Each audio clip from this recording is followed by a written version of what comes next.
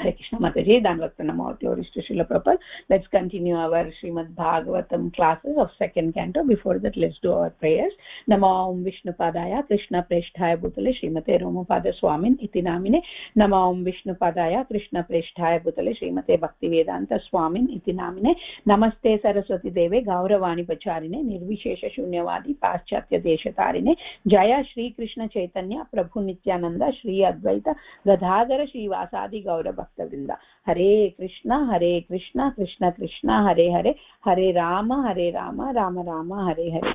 Okay, let's continue with our Srimad Bhagavatam. So first canto finished, we had a recap of what we have done of in the first canto, different chapters. So this is the second canto. The second canto name is The Cosmic Manifestation. The second canto, The Cosmic Manifestation, has 10 chapters in it, and the first chapter is First Step in God Realization. Because any creation, any manifestation, either it is material or spiritual or cosmic manifestation, everything, the reason and the cause is Krishna. Ishvara Parama Krishna Sachidananda Vigraha Anadiradir Govinda Sarva Karana Karanam. He is the cause of all causes. So we, as first step in God realization, what we have to do, how it happens, unless we know about the person, we don't realize that person. Unless we realize that person, we don't follow what that person is saying. So everything comes in line. So we will be doing today first chapter of Srimad Bhagavatam, second canto. The name of the chapter is First Step in God Realization. You can note it down, Mataji. The invocation prayer itself, as I have just told, talks about which Srimad Bhagavatam, any Srimad Bhagavatam katha done, the invocation prayer is Om Namo Bhagavate Vasudevaya, Om Namo Bhagavate Vasudevaya, Om Namo Bhagavate Vasudevaya. Everybody does that, but we have to meditate on the meaning of this particular verse also. The verse says as, O my Lord, O all-pervading personality of the Godhead, I offer my respectful obeisances unto you. Om Namo Bhagavate Vasudevaya. Vasudeva is the son of Krishna, Vasudev, that is Vasudeva. Vasudeva is Krishna. He is the supreme personality of the Godhead, and I am offering my respectful obeisances to that Krishna who is the son of Vasudeva. By chanting how? By chanting the name of Krishna. And what happens when you chant the name of the Krishna? All auspiciousness comes. Everything comes. We need not have any other second thing. Om Namo Bhagavate Vasudevaya. The author or the speaker of anyone who renders Srimad Bhagavatam first does is they offer respectful obeisances to Krishna in this way. First Guru and then Om Namo Bhagavate Vasudevaya, or Om Namo Bhagavate Vasudevaya first and then Namo Om Vishnu Padaya. So Om Namo Bhagavate Vasudevaya, you live here in every Srimad Bhagavatam speaker's mouth when he starts. We did that prayer initially when we started the introduction of Bhagavatam. I read all the prayers at that time, it was mentioned. Similarly, in the second canto, first canto is named as, because in the first canto of Srimad Bhagavatam, the principles of creation are described. And thus the first canto is named as creation. Now, similarly, the second canto, we will be discussing about the post-creation. Once it is created, what is the post-creation? Means what is the cosmic manifestation? That is described there. There are different planetary systems, right? Not one planet of Earth. There are different planetary systems. So all the planetary systems are described in second canto, and the different parts of the universal body of the Lord are described. For this reason, this particular canto is named as Cosmic Manifestation. There are 10 chapters in this second canto.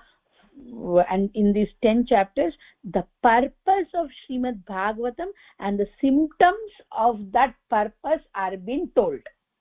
So your essence for the second canto is the symptoms. In these all 10 chapters, we will be understanding different symptoms of this purpose of Srimad Bhagavatam are discussed. The first chapter especially glorifies and describes the importance of chanting. The process which a neophyte devotee can perform meditation on the universal form of the Lord or the Supreme Lord is been mentioned. So first whole chapter, what it is, chapter name itself says, right? So Cosmic Manifestation, canto name. First chapter is First Step in God Realization. So who am I? who is Krishna, what is my relationship with Krishna, how I am going to re-establish that relationship with Krishna. This is all signs of self-realization or God realization. It just self means not just us. It's about self means soul, and the soul is a part and parcel of Krishna. So you are going to understand about yourself as a soul. You will be we all will be understanding about Krishna to be the supreme soul or the source of all the souls, and what is our relationship. And through how we can connect is the chanting. So glories of chanting is also described there. Shukadeva Goswami replies to the questions of Parikshit Maharaj in this chapter, who asked him about what are the duty of a person who is at the verge of leaving the body, or one who knows that he is going to leave the body. Maripach Parikshit was very, very happy, very, very glad, and he was proud being a descendant of Arjuna, the intimate friend of Krishna, the personality of the Godhead. He was very meek, he was very humble, but he expressed his gladness that Lord Krishna was very kind towards his grandfathers, the sons of Pandu, especially his own grandfather, who is Arjuna, because Bhagavad Gita was spoken to Arjuna, his grandfather only, and because Lord Krishna was always pleased with Maharaj Parikshit's family. At the verge of Maharaj Parikshit's death, Shukadeva Goswami was sent as a help by Krishna for understanding the science of self-realization. Chala grateful aina, chala tanani tanu chala fortunate position lo chuskuntunnadu Parikshit Maharaj. He's seeing himself as a very, very fortunate soul, that he belongs or hails from this family wherein Krishna has so much of close acquaintance with his family members, and because of that Krishna has sent Shukadeva Goswami for him to get self-realized through Shukadeva Goswami. Therefore he welcomed Shukadeva Goswami so nicely, and Shukadeva Goswami in turn welcomed all the questions about a king's duty, what has to be there, or a person's duty, or a human being's duty. No, Mataji, not now, I am in a class. Okay, so because the king hinted the worship of Lord Krishna is the ultimate function of every living entity. A king's duty anti king, then means, are you discriminating between the king and a pauper? No, we are not discriminating. But what does Bhagavad Gita say? Yadyad acharati shreshtas tattad eve tarodan jano, means whenever a leader does the right thing, all the subjects who follow the leader are going to follow the right thing. So being the king is the biggest leader, and all the subjects will follow the king. If the king is going in the devotional path, everybody will come in the devotional path. So the king's main duty, or anybody's main duty who is in a leadership role, who is in a role of taking care of their dependents, either it may be guru, either it may be parents, either it may be, like in my capacity I am a small guru to you, Shiksha Guru, or whatever you can call.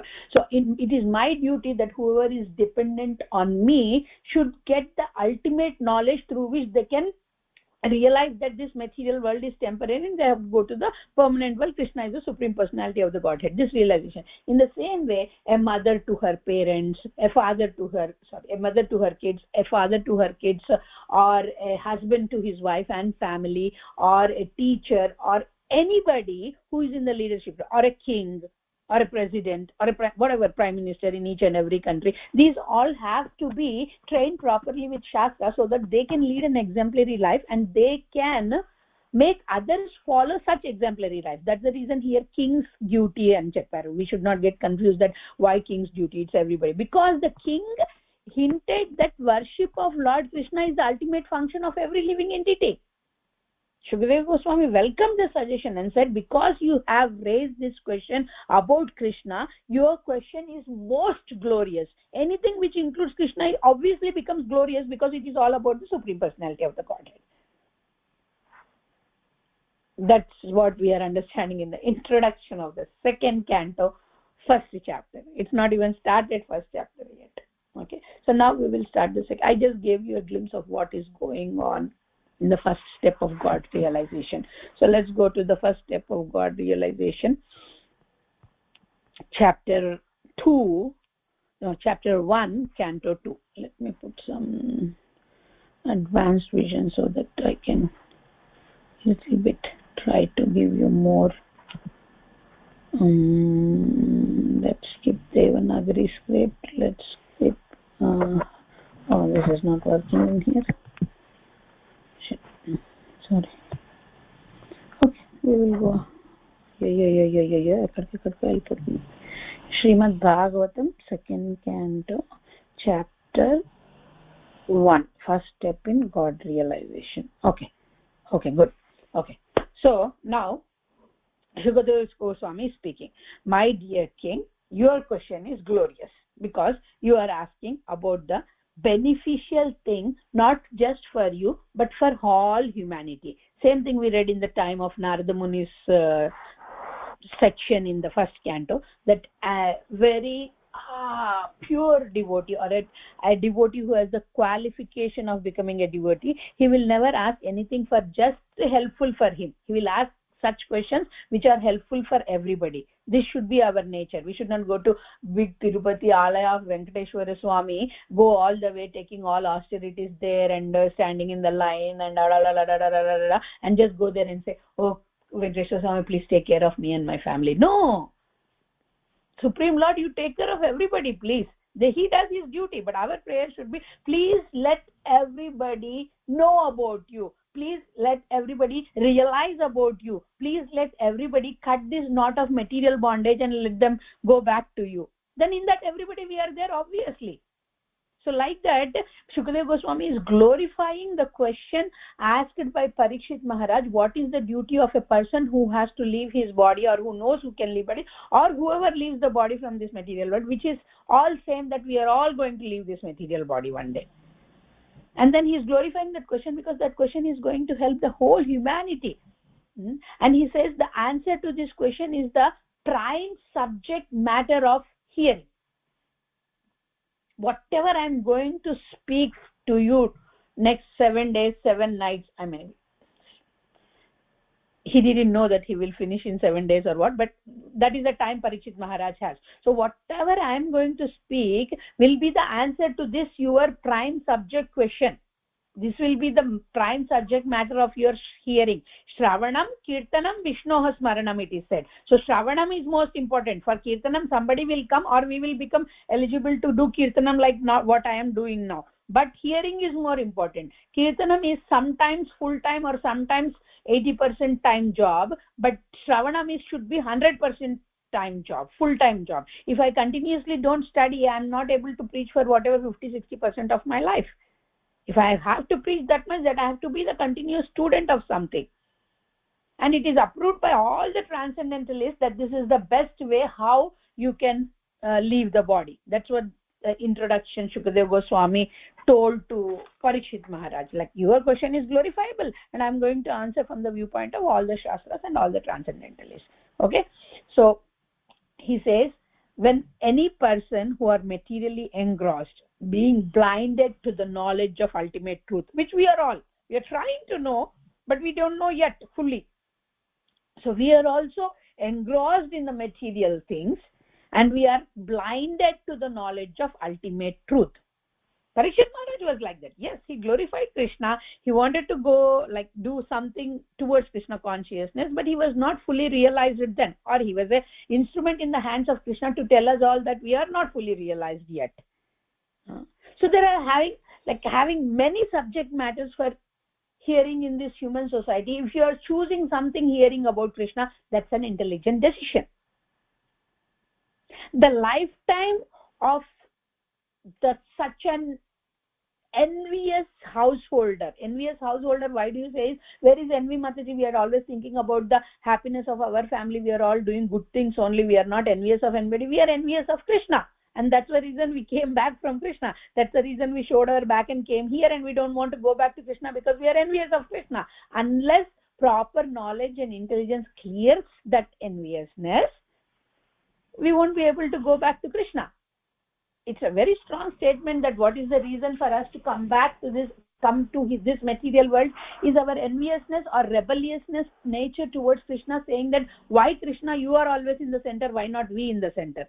So Krishna says, okay, I'm telling you, being in the center is not such a good idea for yourself because you are not the supreme, but you can go and try, but I am always there in your heart as Paramatma and guiding you and telling you that this is not right, this is not right, this is not right, and come back to me. It's not a punishment. It's like a loving father telling the son that okay, if you want to go, go, but realize that it is not right and come back to me. So the lifetime of such an envious householder is passed at night, either in sleeping or in sex life. Agreed? And in the daytime, either in making money or maintaining the family members. Yes? Bye. ఇంకేముంది ఆయన అంటారు చిన్న జియర్ స్వామిది మంచిగా మా శ్రేయస్ వాళ్ళు అప్పుడు బాగా చిన్నప్పుడు బాగా ఇమిటేట్ చేసేవాళ్ళు. ఏదైనా అనగానే ఏదన్నా ఎక్కడన్నా ఆపోజిట్ అవుతుంది, ఏది కాకూడదు అయిందంటే అయిపోయి nice tune to he says in a very nice way, like making it as little funny that no, that is gone, it's gone, like that. That became very popular also. Yeah, so my kids used to say that. So, bye, that's it, done now. Our day is gone, our night is gone. What is left now? Tell. Nothing is left. Day is gone, night is gone. So we have to engage ourselves properly in Krishna consciousness, then it will be utilized, or else it is gone. Persons devoid of atma tattva. Atma tattva means who do not have the knowledge of the soul. Person who are devoid of atma tattva, who are not inquisitive about who we are, who are not inquisitive about soul's nature. 99% of the people who know that we are the soul are devoid of the knowledge of the soul. Yeah, you talk to anybody, any Indian or anybody who is spiritual, they will say yes, we are not the body, we are the soul. But what is the soul? What is the nature of the soul? How you are working according to the nature of the soul, because your soul is zero. So persons devoid of the atma tattva do not inquire into the problems of life, because they are continuously attached to the soldiers, like the body, children, wife. They're continuously attached. No wonder my daughter said that she wants to sue the education system, because here everything starts with the education system. The education system doesn't teach about we are not the body, we are the soul. Instead they teach that we are the body. You are the body, you are the one who have to enjoy, you are the one you have to live the life, you are the one who should not get offended, you are the one you should take care of yourself. Your independence. Where is the dependence on the supreme soul? Where is the first of all topic of soul? Although sufficiently experienced, they still do not see their inevitable destruction. Is it that we don't know that our body is temporary? We are seeing every day one death in somewhere happening, every day millions of people dying, every day yearly one, some of the relatives, some of the phone call comes that they died. And why we think that we are going to live forever? No, we also will die. So when we die, what is the thing we have to do is inquisitiveness, knowing who we are. That is the proper way. So here he is addressing, Shukadeva Goswami addressing Parikshit Maharaj, saying that, O descendant of King Bharata, one who desires, listen carefully Mataji, one who desires to be free from all miseries, you, me, everybody, must hear about, glorify and also remember the Supreme Personality of the Godhead, who is sitting as Supreme Controller or Super Soul, the controller and savior from all the miseries. So knowing Krishna, understanding Krishna, glorifying Krishna, realizing Krishna, and realizing the presence of Krishna inside us as Paramatma.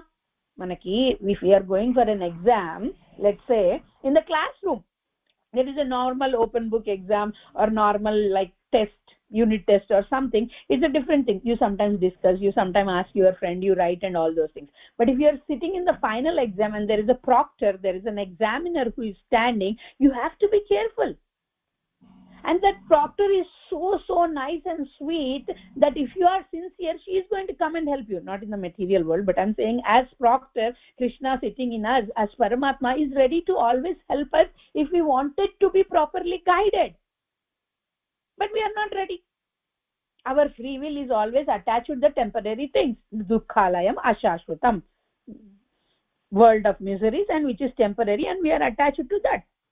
The highest perfection of human life achieved either by complete knowledge of what is matter and spirit, by practice of mystic powers, or by perfect discharge of one's occupational duties, is to remember Everybody, whoever is yogi, he has to remember. Whoever is gruhastha, he has to remember. Whoever is a brahmachari, he has to remember. All the ashramas, all the varnas, the only way, utmost perfect way, or everybody is going to finally come to that way and that path, is to remember the personality of the Godhead at the time of death. Anybody, a yogi means the mystic. Yogishwara, Krishna is known as Yogishwara. That means he is the master of all the mystics. So if a mystic is trying to find Krishna or the supreme source of everything, he also have to be doing the same thing what a normal gruhastha has to do, is remembering Krishna at the time of the death. There are 4 people who are mentioned in Bhagavad Gita, who are approaching the Supreme Lord, and 4 people who are mentioned in Bhagavad Gita who are not going towards Supreme Lord, or who are not surrendered to Supreme Lord. Arti, Ardharti, Jnani, Jignasu, and Namam Dushkritna Moda. 4 kinds of people. In the 4 kinds of people who approach Lord, it is Arti, one who is looking for the help from the material distress. Artharti, one who is looking for the wealth, power, name, fame, and all those things. And Jnani, who is inquisitive about, who wants to know about what is my future, or who wants to dig into the details of who am I. Inquisitive is who is inquisitive, who wanted to know more. It cannot be detailedly, but he wants to know more. Inquisitive. So all these 4 people are glorified in Bhagavad Gita. Krishna says they are all magnanimous because they are coming to me. They are not going to anybody else. So 4 kinds of people, and in that 4 kinds of people also, whatever the way they come to Krishna, they are coming to Krishna, and only the thing what they all have to do, even the non-believers are not, they also do is what is remember Krishna at the time of death. Then only they can cut these knots of material world, or else it is not possible. Shukadeva Swami nicely addresses Parikshit Maharaj, saying that, O saintly king, we call Rajarshi, right? Raja and Rishi together, Rajarshi. So Shukadeva Goswami is addressing Parikshit Maharaj as saintly king, because king means it's just Kshatriya dharma. But when he is saintly king, he will include all brahmacharya, brahmana dharma, everything, of a soul-centered, saintly nature, soft nature, knowing who we are nature. Hare Krishna, you are there with me, right? Okay. I was certainly situated perfectly in transcendence, yet I was still attracted by the deviation of the pastime of the Lord, who is described by enlightened verse. And here Shukadeva Goswami is saying something. When I just told you in this sentence, you might not have understood that Shukadeva Goswami, it's a long story if we want to go, but we will go one day. So it's a long story that Shukadeva Goswami was into perfection through Brahman realization. But he is saying that, yet I was attracted by the delineation of the pastimes of the Lord. So that's where everybody has to come there only. Okay, I was fully perfected in Brahman realization, but that's not the ultimate thing. I have to again come back to the pastimes of the Lord, know about the Lord. Then I can meditate more on the Lord. Then I can remember the Lord more. I have become enlightened by this Srimad Bhagavatam verses. There are the 2 verses which Vyasadeva, on the instruction of Narada Muni, made Shukadeva Goswami here when he had complete detachment from this material world, saying that neti neti neti, I don't want this, I don't want this, I don't want this, I will go naked whenever time comes, I will go and join in Brahmajyoti, I am happy here. And then on the instruction of Narada Muni, Vyasadeva made him hear couple of verses from Srimad Bhagavatam, one of the verses about his mercy and one of the verses about his beauty. By listening to these 2 verses, I know those by heart verses, but later we will discuss when the time comes. By hearing these 2 verses, Shukadeva Goswami got out of his Brahman zone and he started loving Srimad Bhagavatam. And he is saying these all things to Parikshit Maharaj, that this is that much important. Everybody has to come to here only, or else there is no completeness. Brahman realization, Paramatma realization, and Bhagavan realization. Bhagavan realization is complete, because in Bhagavan realization you will be able to get Brahman realization, you will be getting Paramatma realization also. But when you go to Brahman realization, you will not get Paramatma realization or Bhagavan realization. Or when you go to Paramatma realization, there is no Brahman realization or Bhagavan realization. So difference between all 3. Brahman realization is light or energy of the Lord. Paramatma realization is part and parcel of Krishna coming as, Krishna coming as a part into you as Paramatma, and you are realizing Paramatma. Bhagavan realization is Krishna is a supreme personality. Krishna is a personality, and we have to serve Krishna. You cannot serve Krishna in Brahman realization, or you cannot serve Krishna in the Paramatma realization. You can serve Krishna only in the supreme personality of the Godhead realization. You can have relationship with Krishna only when you have this complete realization of Krishna as the supreme personality of the Godhead. There is no Bhagavad Gita, there is no Bhagavatam, there is no Chaitanya Charitamrita, there is no preeminent or eminent scriptures if personality of the Godhead is not taken as the personality. Full Purnam, that happens only when you understand Krishna as the supreme personality of the Godhead. And that includes all these things. It's not like, okay, one who is supreme personality of the Godhead, understanding elevated soul, will not know about Brahman. Obviously he will know about Brahman. If somebody knows about the sun, wouldn't he know about the sunlight? Wouldn't he know about the sun energy? He will know everything. But one who is just limited to sunlight, he might know what is sun planet or sun star at all. One who is restricted to only energy of the Lord, he might be not familiar with the whole sun star's abilities. It's like that. When you go know Krishna as the supreme personality of the Godhead, you will be included with everything. It's a big topic, but we can discuss anytime later further. In Bhagavad Gita, there is a lot of discussion. Now, Sukadeva Goswami is saying, O king, constant chanting of holy name. In the starting, I told you, right? Second canto, first chapter will be talking about the starting with the how to relate to God is through the chanting of the holy name. So directly Shukadeva Goswami is starting with, O king, constant chanting of the holy name of the Lord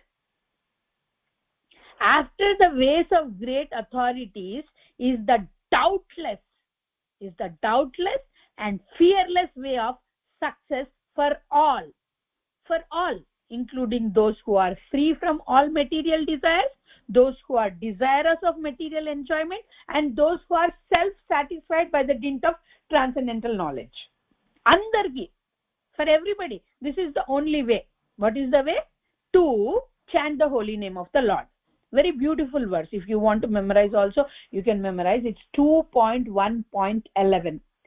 एतान् निर्विद्यमानानाम् इच्छतामकुतो भयं योगिनां नृपिनिर्नीतं हरेर्नामानुकीर्तनम्. Beautiful verse. Okay, then what is the value of the prolonged life? Shukadeva Goswami is saying there are many yogis, there are many people who elongate their life. How the lifespan is measured, Mataji, through our breath. Suppose, what is your age? What is the time you have been given? Somebody may say, oh, he is given 85 years in this material world. He is given 50 years in this material world by Brahma, whoever, right? But it is, the count is through the breath. How many breaths we take. So there is athletes and runners and joggers and who go on the mountains. They're breathing heavily. They're wasting their breath. That I'm not saying you should not do that, but their count is gone. If that were the slow breathing, instead of 85 years, he might live 90 years. Instead of 95 years who lived, he could have lived 105 years. But what I'm saying is how we live is important. How much we live is not important. But what I'm saying is it is in the form of the breaths. What is the value of prolonged life which is wasted, inexperienced by years in this world? Better a moment of full consciousness, because that gives one a start in searching after the supreme interest. Ante gangi govu palu kadivedainanu antaru kada, gangi govu palu garidainu kadivedaina nemi karamu palu. So if you have 100 years of life, beautiful life, nice life, happy life, opulent life, and you don't realize about God, then it is waste of human life. If you have only 10 years of life, 20 years of life, 50 years of life in which you are God conscious, you started your Krishna consciousness, or you started your eternal realization of God, started also, it is very fruitful. Shukadeva Goswami gives the example here of Khatvanga. Khatvanga is a big king, saintly king again. Rishi, Khatvanga Muni also we say, and Khatvanga is the king also. The saintly king Khatvanga, after being informed, similar situation as Parikshit Maharaj, after being informed that the duration of life would be only a moment more. It's not 7 days, it's not 7 nights. You have only one moment more to learn. What did he do? At once freed himself from all material activities and took the shelter of Supreme Personality of the Godhead, and he went back safely to Godhead. Prabhupada says, some disciple asked Prabhupada, some followers asked Prabhupada, how long it would take for me to become Krishna conscious? And Prabhupada said, at this moment you can become Krishna conscious. Being Krishna conscious means being conscious of Krishna as Supreme Personality of the Godhead. Then you act accordingly. It's like, I know that Krishna is the Supreme Personality of the Godhead, but still I want to watch the movies, but still I want to watch the web series, but still I want to scold the people, but still I want to fight with my family. No, it doesn't work. It will work, but you have to consciously keep trying not to do those. It's not like yesterday night I heard that Krishna is the Supreme Personality of the Godhead, so I'll not do anything unrelated to Krishna consciousness. Very rare, very fortunate soul it happens, but not, generally it doesn't happen, because it did not come so quick to go so quick. So our conscious endeavor should be there, and that endeavor is a enjoyable thing. Now what the life we are doing to endeavor, or the endeavors what we are doing to understand Krishna, is happy journey. Like it is said, right, one has to enjoy the journey, not the destination. If the destination is enjoyable and whole journey you struggle, then it doesn't make any meaning. So susukam kartum avyayam means devotional service has to be performed happily. Okay, you can keep the goal in the mind, because you are going in the flight. The flight journey is very, very bad. The flight is giving turbulations, the air hostess is not very friendly, the food what they're giving is garbage. These all things are happening. But if you think about the destination where you are going to reach and who is waiting for you and what the best things you can get, this journey also becomes fruitful, thinking about them, meditating on them, thinking about Krishna, meditating on Krishna, feeling about Krishna. This is all auspicious. In this material world also one can reach Goloka by being Krishna conscious. That's why, yes, the other day we had a program Friday evening. I had continuous programs this week. Friday evening there was 1 hour drive, 1 hour 15 minutes drive in Jackson. There was a promise. It was promised before my surgery, so I had to keep my word, so commitment. So I went there, and there one girl, after the class, after the kirtan, she came to me very quietly. She is like maybe 13-14 years old girl. She came to me very nicely. I have a question, can I ask you? She doesn't know how to address me also, Mataji and all those things. Auntie, can I ask you something? I said, yes, you can ask me, why not? Sure. And then I was occupied with the host, she giving me some dakshina or sari, whatever it is. She was busy, I was busy. I said, give me 2 minutes, because she was inquisitive. I can see in her eyes that she was not there to ask a mundane material academic question. She was there, I could understand. And then I said, okay. And then when I went, she asked, Auntie, many, and her question was so precise. Many people talk about moksha.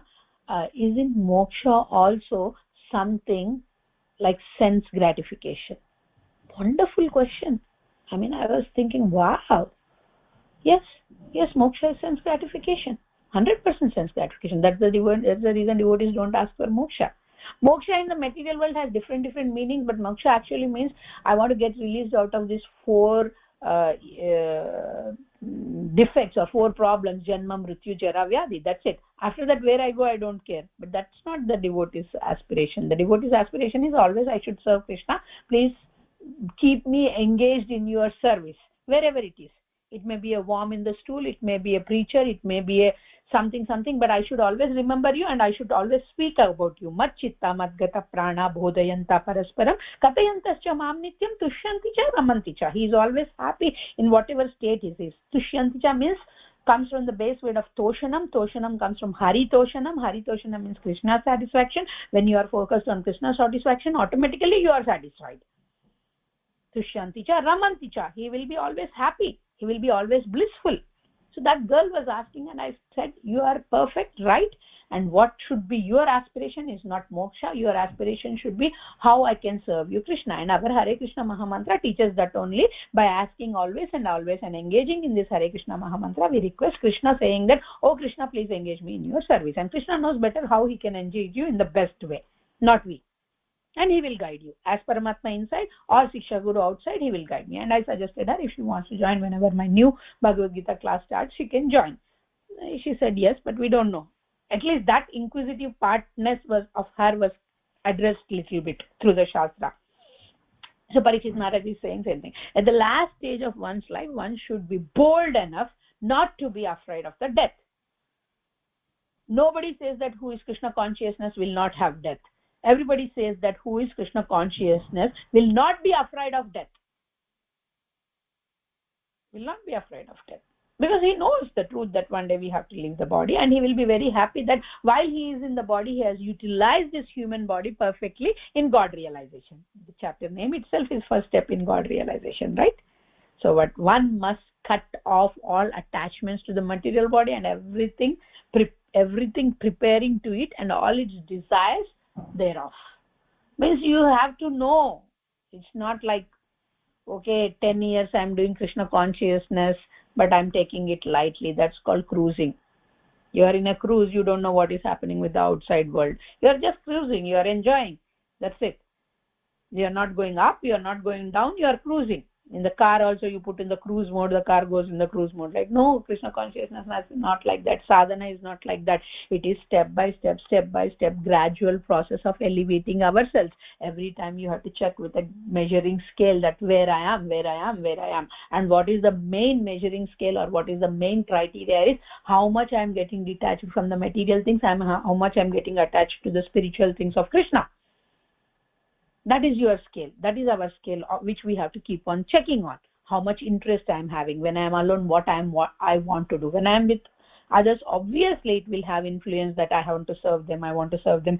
They want to go somewhere. They want to be done this. They want in this way. They want cooking. They want ride. They want whatever it is. You are engaged. But when you are alone, what is your heart saying? Your heart is saying, okay, go, let's pick up the beads and do one round of chanting. Let's go and read Srimad Bhagavatam. Let's go to devotees kirtan place. Let's go. What it is saying? Or let's watch a movie. Let's watch a web series. Let's read the news. What it is saying? That is the measuring scale. After sitting in the above manner, like Sukadeva Goswami said, one should leave home and practice self-control. I mean, he's saying, like, once you realize what is important, you have to focus on the important things. He says Maharaj Parikshit to Maharaj Parikshit, now your duration of life is limited to 7 more days. So during this time, you can perform all those rituals which are needed for the best purpose of your next life. And at the last stage of one's life, one's best thing is to be bold enough to be not afraid of the death and cut off all the material attachments. And that won't come only last 7 days. We don't have Shukadeva Goswami. We don't have Krishna. We have to do all the preparation during our process of lifetime. Then we can approach the examination of death nicely and boldly. Somebody said, okay, Mataji, he did not chant at any time. I put the dun machine next to him. My father was hearing when he left the body. Will he go back to Godhead? I was like surprised and then said, yeah, if Krishna desires. I did not extend on that. I could have said, no, he cannot go because he is not thinking about Krishna. He is hearing maybe, but what he is thinking is all his attachment all over the... It will have some effect. Maybe he will get a devotee life, but going to Krishna... But I did not say anything. She said, will my father go back to Godhead? Yes, if Krishna desires. That's what I said. I did not give much because I don't know whether she was ready to take my answer in a different way or not at that time. Yes, definitely, if Krishna desires, he can go back. And who am I to say whether Krishna decided or not, or desired or not, right? So I just ended the topic there. So he says that one should leave the home, which you already did, and practice self-control. You are already self-controlled by taking the all suggestion of Dvija or Brahmanas. You have to sit in a sacred place. What could be the best sacred place other than the flowing river here going and we are sitting? And he should bathe nicely. You did already for this process. And sit down and straight in a position to hear so that we can be attentive. Like my kids sometimes lean back to the nice reclining chair and do like this, like that. I said, sit straight. That's more important. And after sitting in this above manner, we have to make our mind remember 3 transcendental letters, that is Om. This is what Shukadeva Goswami is telling to Parikshit Maharaj. That's why we say Om Namo Bhagavate Vasudevaya, Nama Om Vishnu Padaya. Om should be there by regulating the breathing process, in the sense like this is not Ashtanga Yoga or Hatha Yoga. This is like regulating the breathing process, means don't snore, don't sleep, don't. Sometimes our eyes is open but my mind is sleeping. It happens, nicely happens. So anyhow, controlling the mind so that we do not forget about the transcendental seed of bhakti. Gradually the mind becomes realized. Gradually, it's not suddenly mind will become, because it is withdrawn from its sense activities. How it is withdrawn? By the intelligence. What the intelligence got is sharpening by the shastra. So what here they are doing is the shastra katha. Shukadeva Goswami is giving shastra and Parikshit Maharaj is hearing the best shastra. We have to meditate on the limbs of the Vishnu one after the other. When we go to the temple, start from the feet, like. When you go till the head, you are done. You are already captured by him. There should be all the senses engaged. Bhagavad Gita says that it's not one flickering sense of us also will not help us, will be an impediment to go back to Godhead. So all the senses have to be engaged in the service of the Supreme, or in the meditation of the Supreme, or thinking about the God. Because he is the ultimate truth. The mind has to become completely reconciled of Krishna. Then only it can. Mataji, mind and soul are two separate things. They are totally two separate things. But unless mind trains, the body will not be conducive for the soul's attachment towards Krishna.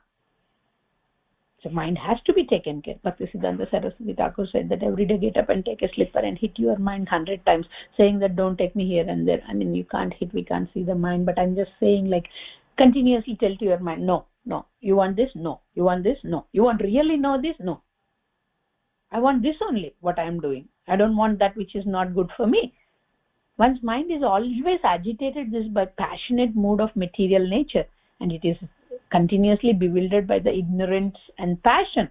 But one can rectify such conceptions by relating with Krishna's topics, by cleansing the dirty things created by the mind, or the thoughts, or the impressions.